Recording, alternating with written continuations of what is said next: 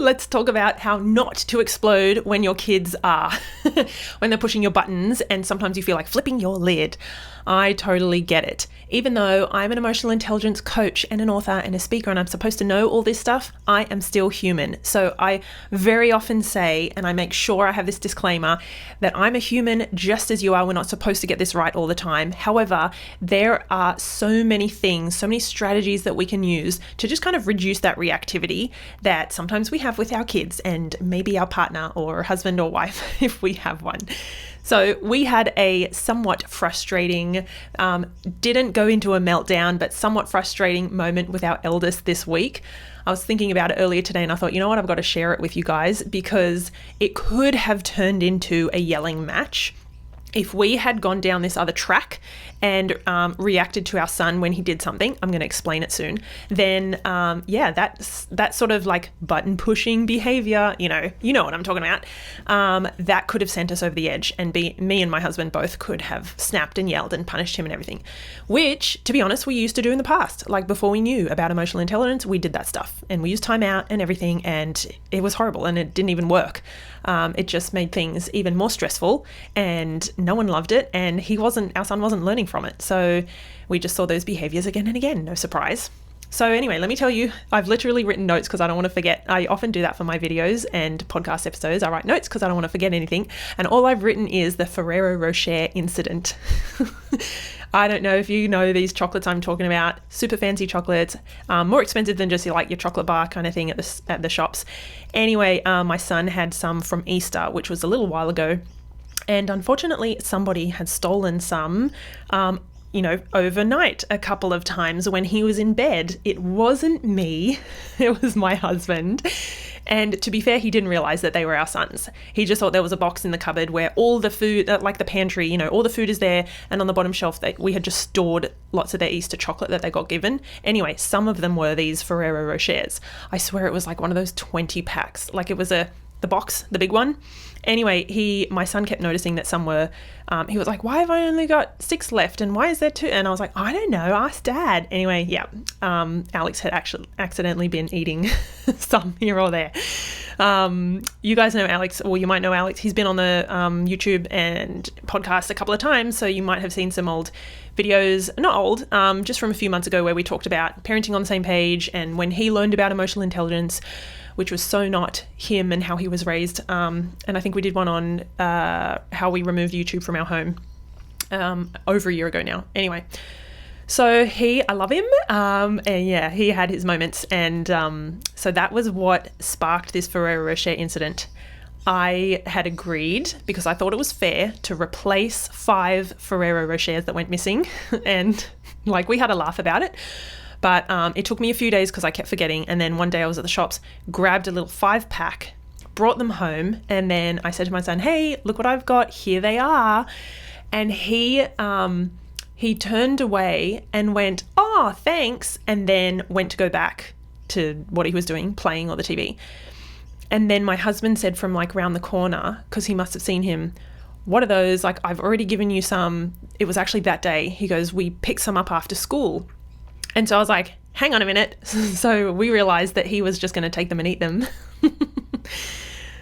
which I just think is hilarious. I love kids and I love the way their brain works. Anyway, and so I said, whoa, hang on a second, come back. And then without remembering the details of what I said, basically he was like, no, these, you gave them to me, and you talk about when you give someone something or you give them a gift, then you can't just ask for it back, which is sometimes we do that because sometimes our kids will be between themselves. They'll be like, I don't want this book anymore, or these markers, or this toy. And the other sibling will be like, I'll have it, because it's just something new. And then the next day they're like, I want that thing back.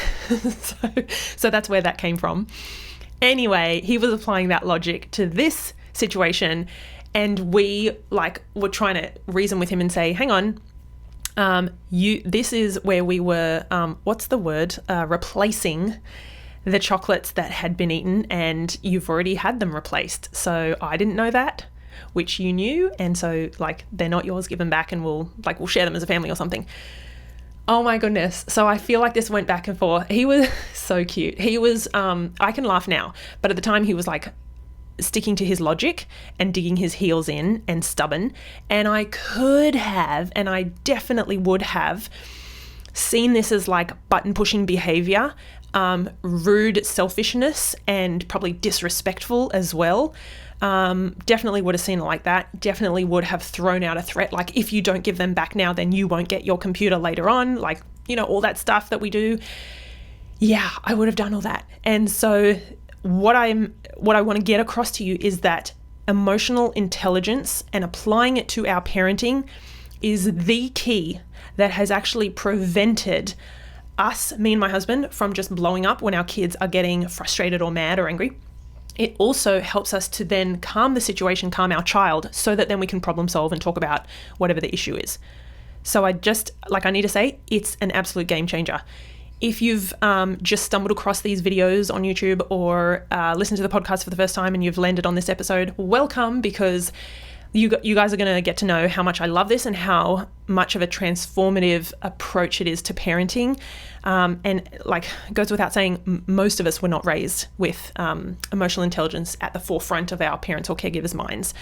So, but yeah, if you've seen these videos before, then welcome back. And so if you feel like sometimes you have those moments where your child is building, they're not listening, or they're digging their heels in, or, they are bothering their sibling again and again, and it's going to cause a fight or an argument. You are not a bad parent if you feel like you're going to flip your lid and then yell and snap. This is what it's being human is being about. I just stuffed up my words. You guys know what I'm saying. This is part of being human, okay? I talk about very often that emotional intelligence is being smart with your emotions.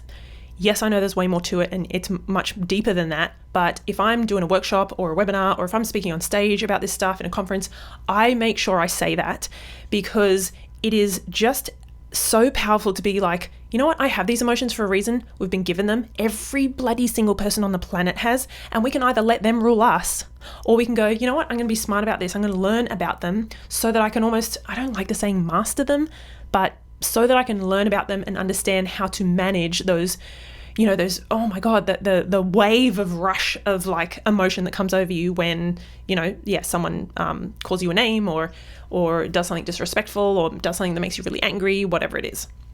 So I make sure I say that a lot.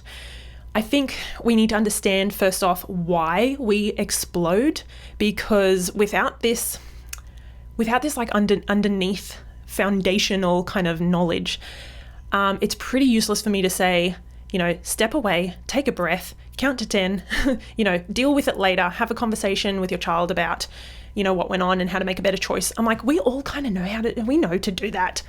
Like that's, you can Google, how do I keep calm and blah, blah. But if it's not going to work, if we're actually not, sorry.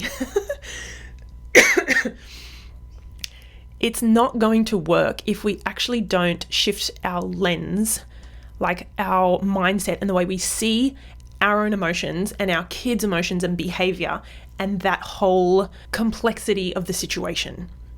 Okay, so number one, your brain can see your child's behavior as a threat. This will trigger your fight or flight response. Your amygdala literally hijacks your logical thinking. So it's that alarm system part of the brain, the stress center that is very primitive but very protective, and yet it will see a behavior like a child digging their heels in, or a child calling you a name, or a child ignoring you and walking off, or a child, it could be a person, an adult, not doing what you've asked them to 3 times. It will see that behavior as a threat, right? It doesn't have to be actually a physical threat. So this triggers that fight or flight response where we get a rush of cortisol and adrenaline, and our brain instantly makes up all these stories like, if I let him get away with this, then what does that mean he'll become? And what does that say about me as a parent? And you better not, like, I need to be seen to, be in control here. Oh, like it happens so quick. I don't think we even realize those thoughts rushing through our head. Anyway, it's totally normal, but you don't have to stay stuck there. Here's why emotional intelligence and self-awareness has to come first. Without that self-awareness of our patterns, we're just going to repeat those old loops, okay? No one taught us this stuff. I spoke about that earlier. This is something that we have to learn for ourselves unless we want to stay stuck in the loop of my child does this, they never listen, and I blow up and I yell, and then the same thing happens every single day. Now, there's a lot of layers here. This is one of my courses that I have on my website. I go through all this stuff and I go through self-awareness is the first step. Like, what do we do? How do we do it? How do we dial that up and everything? Because again, it's something that I think if we're not intentionally being mindful of and learning about and starting to shift our behavior and our thought patterns, then we're just going to keep repeating these loops. You can do things like noticing signs like a racing heart. I get that. Tense shoulders, loud voice, or frustration building. They're just some of the things that we can start to notice. I'm talking about these interoceptive senses here, the signals that are coming from within our body. They're actually telling you stuff all the time. It's just that we ignore them because we're busy and we haven't been taught to, and we shove them down and we get on with our day or our work. So without going into it, emotional intelligence starts with self-awareness. You have to be able to catch this early. Notice when you're building, when you're at, I say when your volcano is like 50%, 60, 75, and you feel that because it is happening and you can feel it if you tune into it. Then we need to learn how to pause before reacting. Actually, pausing will help you to not react. It'll help you to switch on your logical, rational brain. It'll get you out of that emotional hijack, and it'll help you to make much more thoughtful decisions, much better decisions, more productive decisions about what you say, how you deal with the situation and your child in the moment, rather than just letting it all happen like a runaway train. I often talk about circuit breakers a lot. I'm just going to mention them here. I think I might have other videos and episodes on it. This is something, again, I teach in courses because people often, they don't even know what that word means. Like, what's a circuit breaker? Well, if you just think of the idea of like an electrical circuit, something that sort of cuts that, breaks it, or, just pauses it for a moment, that's what we need to learn how to do with ourselves so that, again, we just don't repeat those habits of snapping or yelling or using a threat or a punishment. I also want to point out here that this is you modeling what emotional intelligence and what self-regulation looks like to your kids. You can even say, this is not an emergency, or you can say, I need a second to calm down. I can't stress it enough that we need to know how to regulate ourselves first, okay? Because if you don't, the emotional hijack will take over and do all the work for you, and then you'll be thinking later, like, why did I do that? Why did I say that again? Like, I've been trying, and this is not how I want to be with my kids, and yet we're just going to repeat those patterns. I think parents also, we don't realize that there are things that we can do to like choose a substitute or something to replace the yelling or the threats or the punishments, right? There are actually things that we can do instead. Again, we're not taught this stuff, but if I talk about like what do we do and what can we say instead of yelling, number one, we can just say to our child to buy ourselves time, you know what, I'm really frustrated, or I need a second to calm down, like I said before. Let's take a break and we'll try again later today. Maybe I need a minute and I'm going to come back when I'm calm. Please don't think that you're going to lose your authority as a parent or you're losing control of the situation if you're like, I'm going to take a break, like we're going to pause, we're going to circle back around to this basically. Find your own words to say it so that it feels like normal and real, because otherwise you're not going to remember it if you kind of read it off a script and it sounds a bit robotic.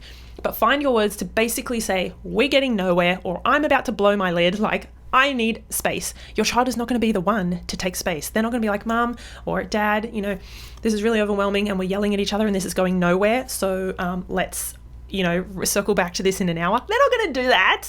Like not even a teenager would do, we need to really recognize that.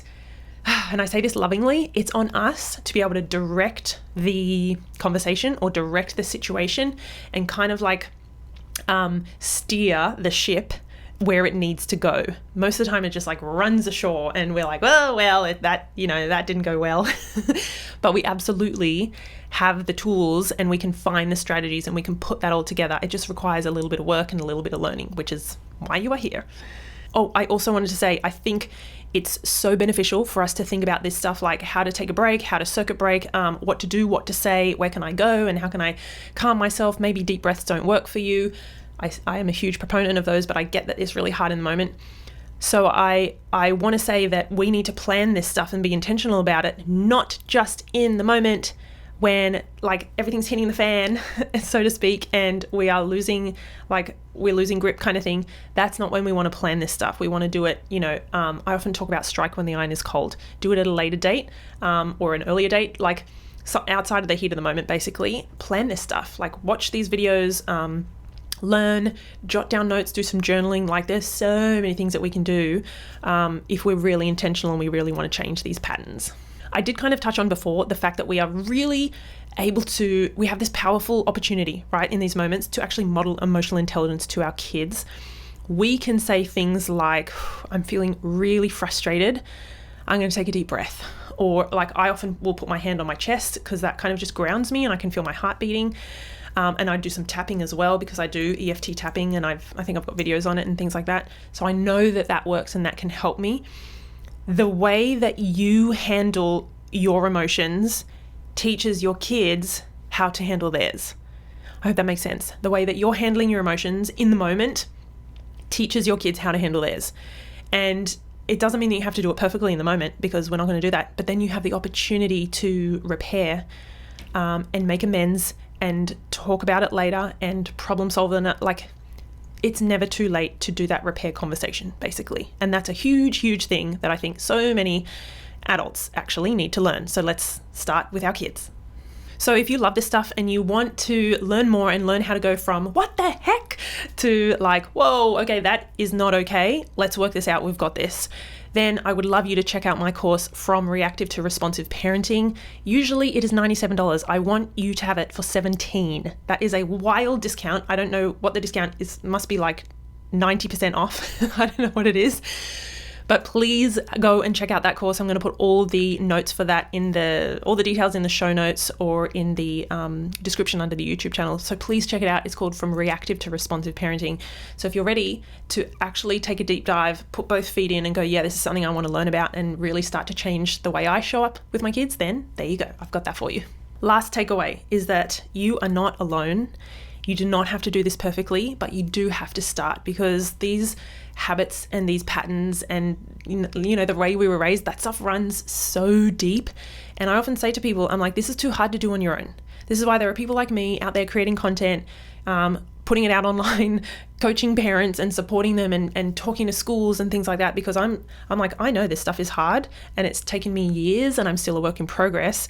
So you don't have to do it the hard way. Like, watch these videos, maybe take a course. You can have a look at my book, which is also on emotionally intelligent parenting. There's so much stuff out there. All you have to do is just take like the next step, just one more step. And I promise you, your kids will thank you.